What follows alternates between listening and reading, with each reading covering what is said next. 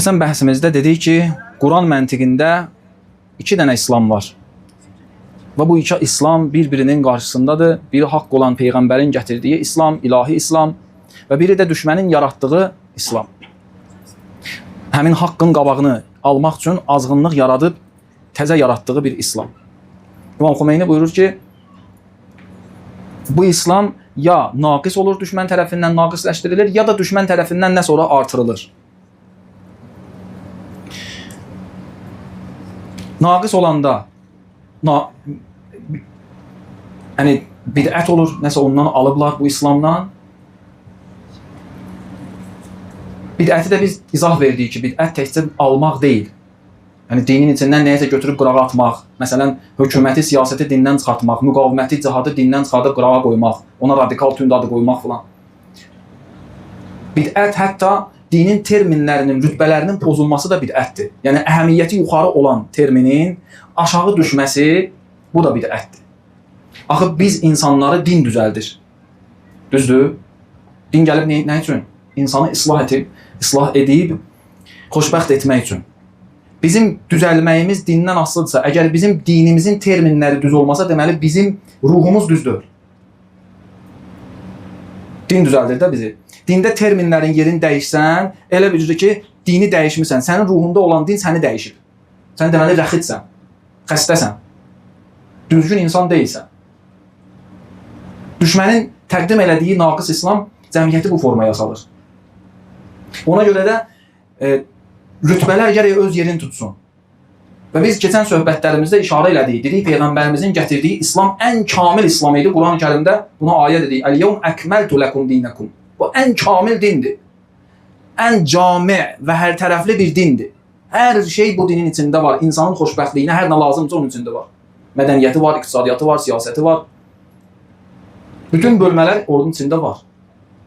Və sən gəlib dindən siyasəti götürsən, hökuməti götürsən, o Peyğəmbərin kamil dini deyil. Həqiqi İslamda, düzgün dində, dinin özəyi təvhiddir. Usuləddin deyirik də, Furuddin dinin budaqlarıdır, Usuləddin dinin əsaslarıdır. Bu dinin əsaslarında da əsas nədir?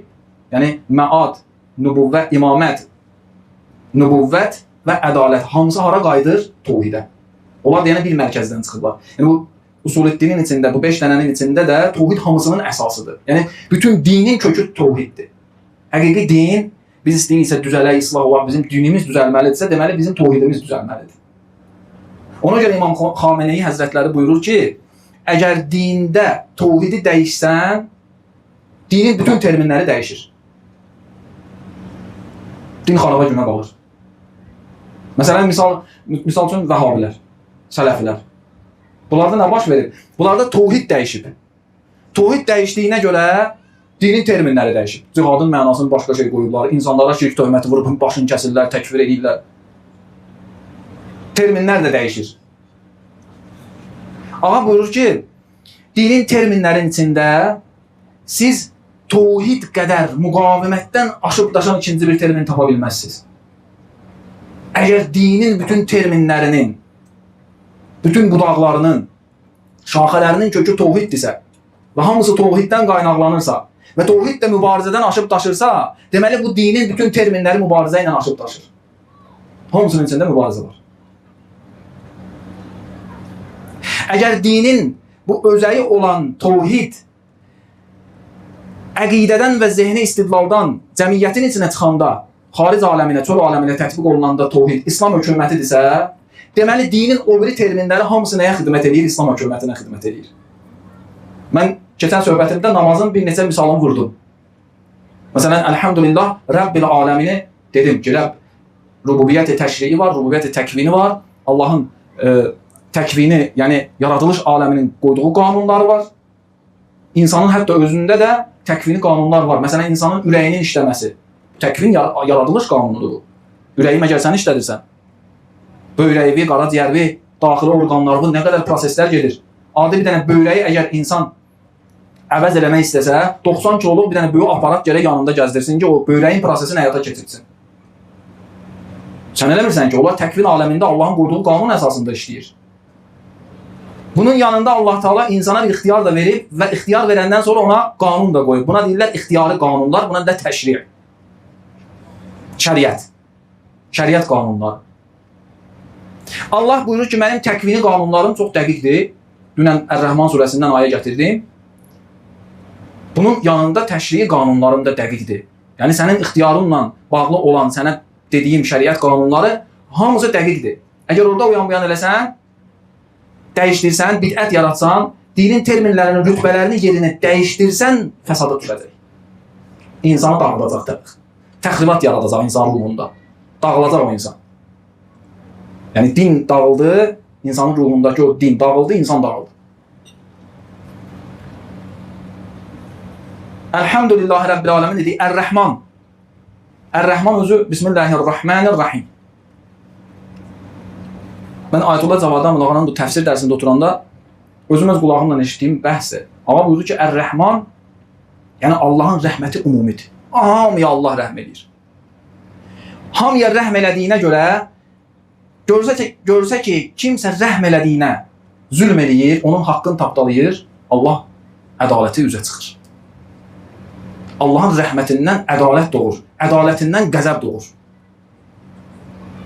Və Allah düşmənlərinə qəzəb edir. Baxın, Rəhmanı düzdür, düşmən başqa cür tanıtdırır. Amma Allah Teala Quran-ı Kərimdə bəzən Rəhmanla qorxudur. Əuzubillahimineşşeytanirracim. El-mulku yevme izinil haqq lirrahman və kana yevmen alel kafirin asira. Mülk, qiyamət günündə haqq olan Allahındır. Mülk,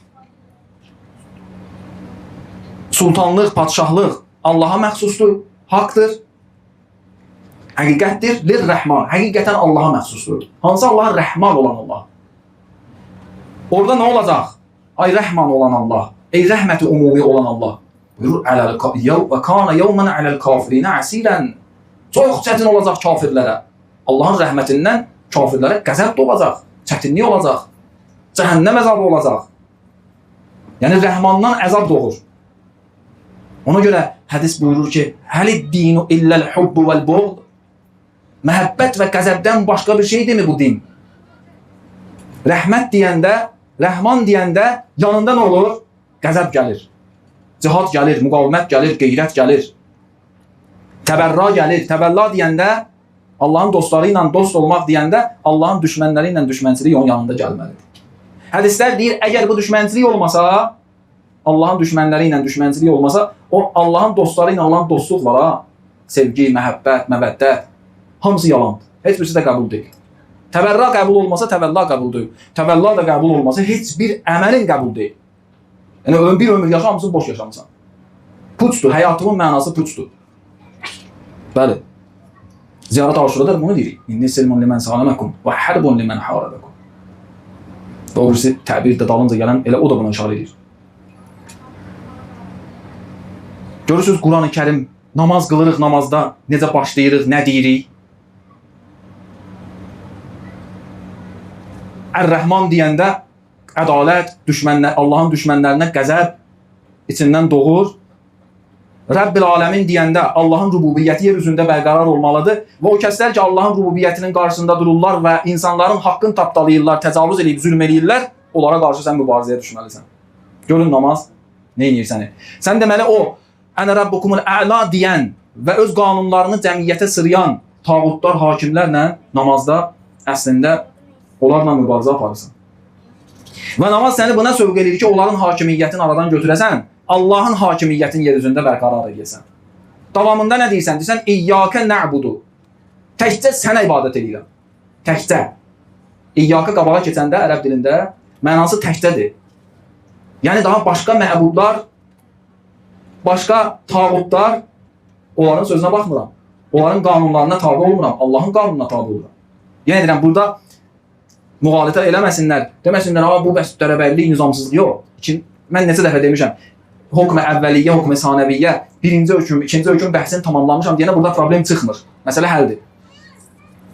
Bəli, zərurət məqamında mümkündür ki, adam məcbur olsun, nəzm intizamı qəbul eləsin. Amma əsl nədir?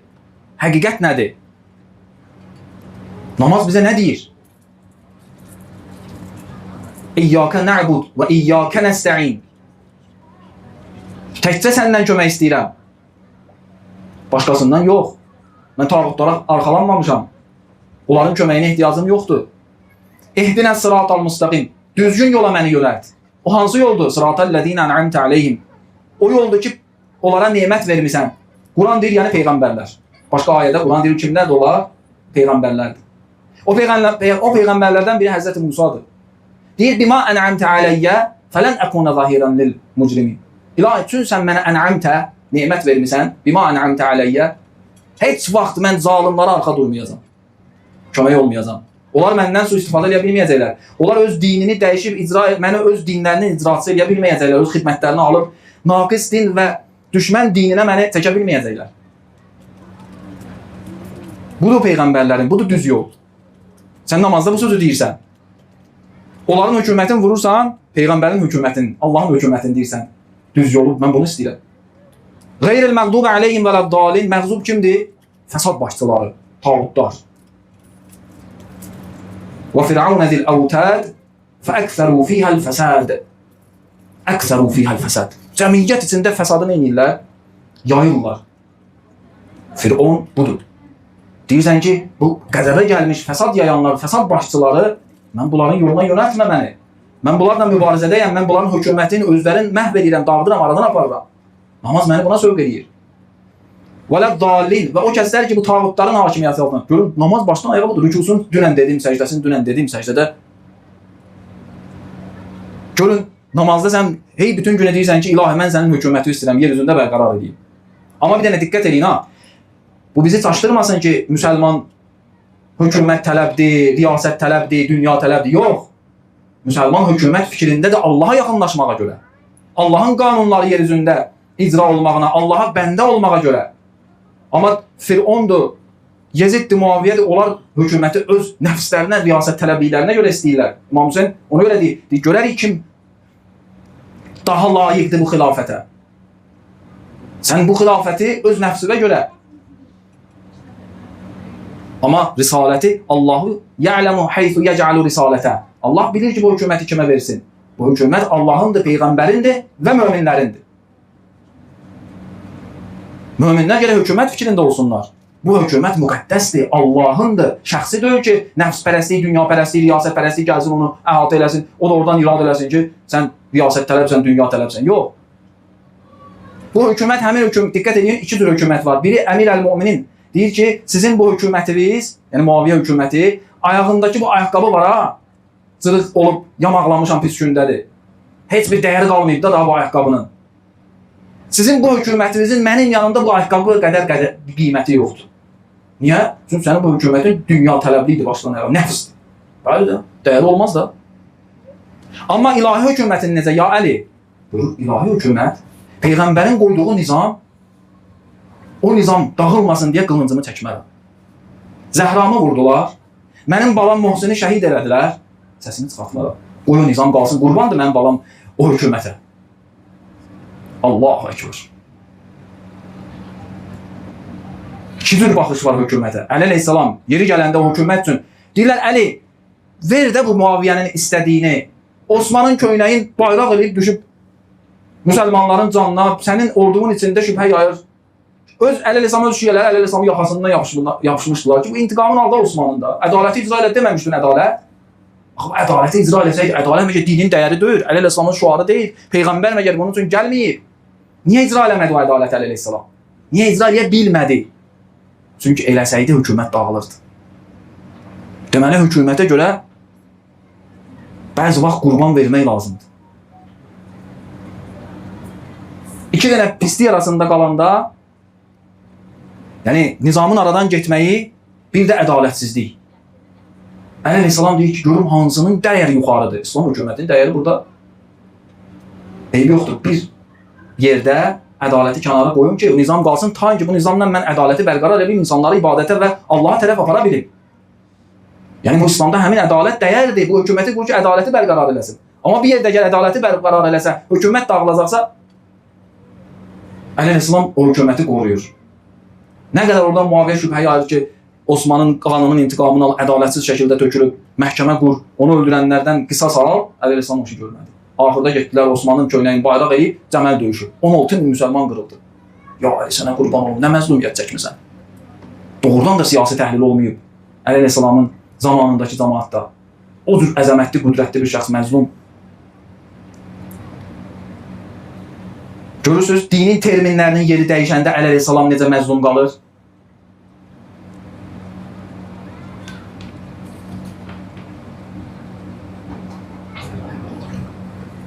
Görürsünüz, məsum imam, fəzilətli imam.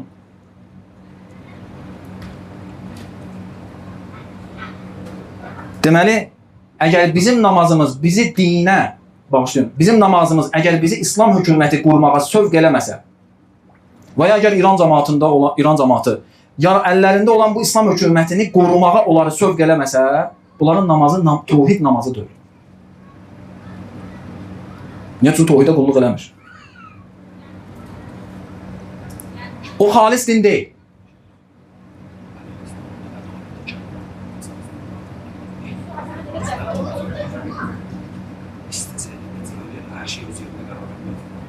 Bəli, dində ədalətin mənası hər şeyi öz yerində qərar vermək deməkdir. Əli əleyhissalamın orada ədaləti icra eləməməsi özü də elə nə idi? Ədalət idi. Niyə? Çünki rütbə baxımından gərək İslam hökumətini qoruyardı. Və bunu qorumaq özü ədalət idi. Ona görə Əli əleyhissalam elə ədalətə riayət elədi. Düzdür, bu ədalətə riayət eləmək ondan balaca olan ədalətlə toqquşurdu zahirdə. Bunu cəmaat dərk eləmirdi, amma Əli əleyhissalam bilirdi rütbələri. O dinin imamıdır, o bizə bunu öyrədir. Və biz də gərək öyrənək. Rütbələrin yerini bidət qoymayaq, yalansın bizdə. Və bilməliyik ki, bu namaz bizi ilahi hökumət qurmağa, Allahın rububiyyətini, Rəbb olmağını, qanunların yer üzündə qanun olmağını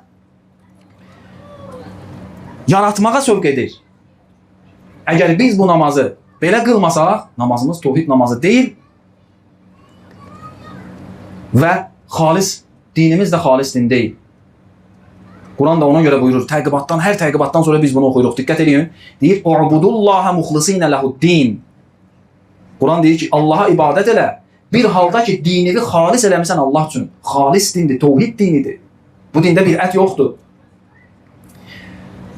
Təqibatda deyirsən ki, "La ilahe illallah və la na'budu illa iyyah." Tevhidi deyirsən, Allahdan başqa heç kəsə ibadət eləmirəm. Muxlisinə lehu'd-din. Xalis din Allah üçündür. Dinimizi gərək Allah üçün xalis eləyək. Bu həqiqi dinin dalınca düşək. Dəyişdirilmiş dinin təsiri altından çıxaq. Azərbaycan modeli olan İslamın altından çıxaq. Amma bilin, bunu düşmən qoymayacaq. Niyə? La ilahe illallah, muxlisinə lehu'd-din və ləv kərihəl müşrikun. Müşriklər bundan acığı gəlir. Kafirlərin, müşriklərin xalis dindən acığı gəlir. Ona görə daima bu dinlə düşmənçilik edirlər. Və bu dinin tərəfdarları ilə düşmənçilik edirlər. Baxın, görün müqavimət cəbhəsinə bunların kin küdurətini, qəzəbini. Görün nə damğalar vururlar. Nə töhmətləri, ittihamlar yaxırlar.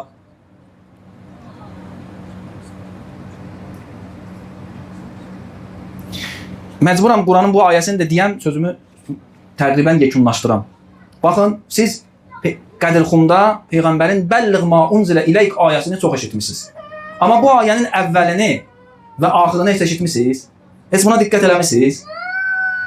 Mən ehtimal verirəm ki, çox müsəlmanların çoxunun bundan, bu məsələdən diqqəti yoxdur. Bu məsələyə diqqəti yoxdur. Ehtimal verirəm ki, belədir.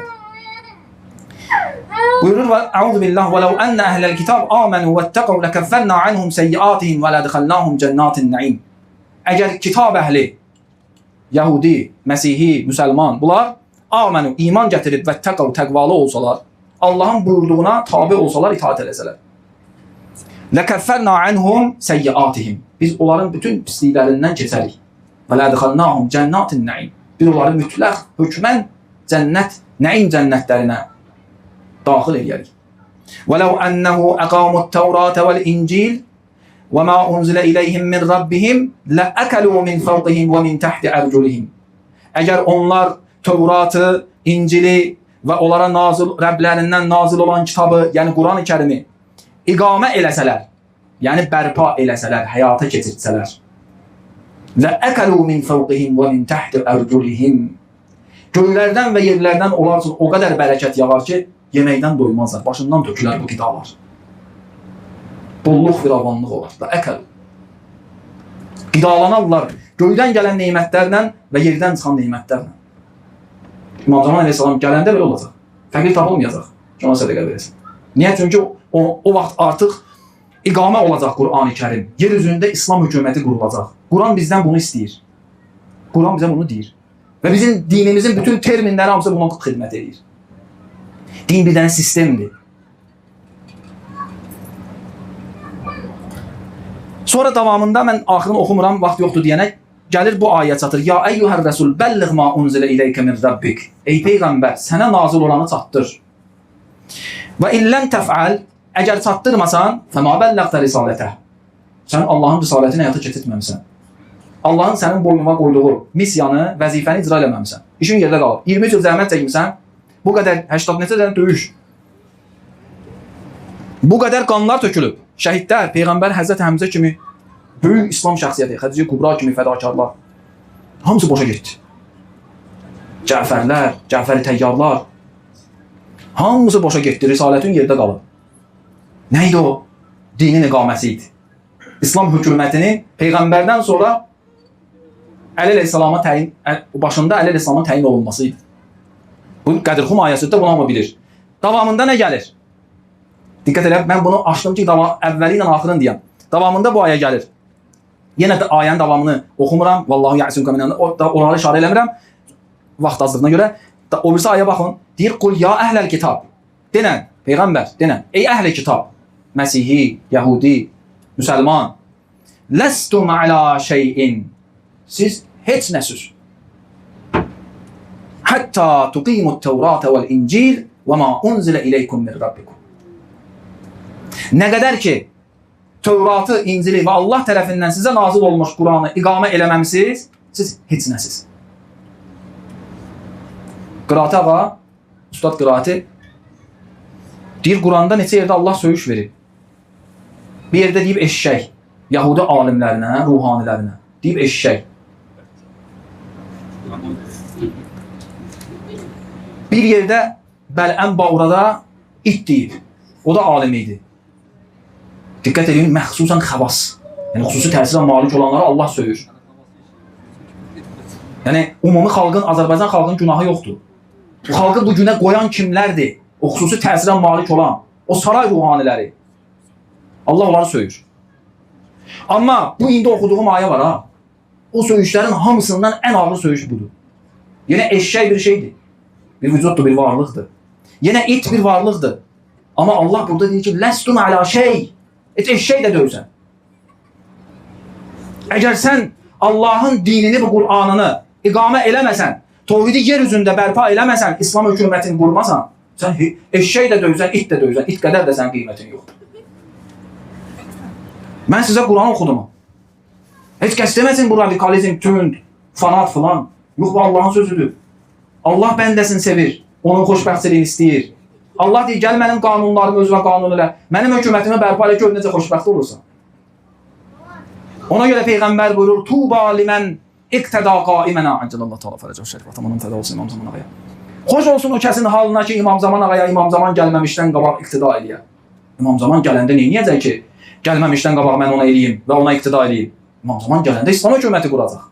Peyğəmbər buyurur, xoş olsun o adamın halına ki, İmam Zaman gəlməmişdən qabaq bu İslam hökumətinin fikrində olan bu cür yaşayaq. Qura bildi, qura bildi. Qura bilmədi, bu cür öldü, şəhiddir. İslam hədəfi üçün yaşayıb. İslam hökumətinin, Allahın hakimiyyətinin yer üzündə, rububiyyətinin yer üzündə bərqərar olması üçün yaşayıb. Bu mücahiddir, bu müqavimət əhlidir. Bu şəhid olacaq özü. Görürsünüz Qur'an bizə nə deyir? Görürsünüz dində, mən hələ bir dənə namaza işarə elədim.